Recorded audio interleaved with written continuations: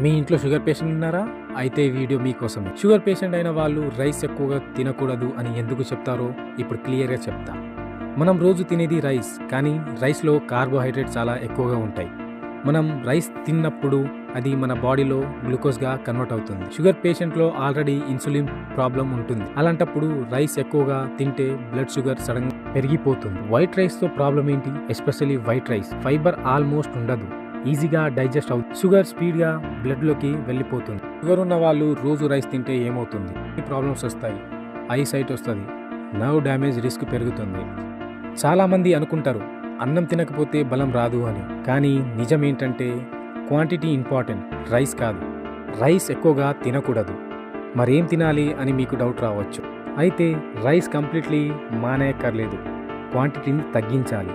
White రైస్కి బదులు brown rice, rotis, millets, fibre ఎక్కువ వెజిటేబుల్స్ తినాలి. ఒకవేళ మీరు రైస్ ఎక్కువగా తినేవారైతే తిన్న తర్వాత కాసేపు వాకింగ్ చేయాలి, అయితే షుగర్ కంట్రోల్లోకి వస్తుంది. ఒకవేళ మీరు షుగర్ పేషెంట్ అయితే రైస్ తగ్గించండి, మీ లైఫ్ లైన్ని పెంచుకోండి.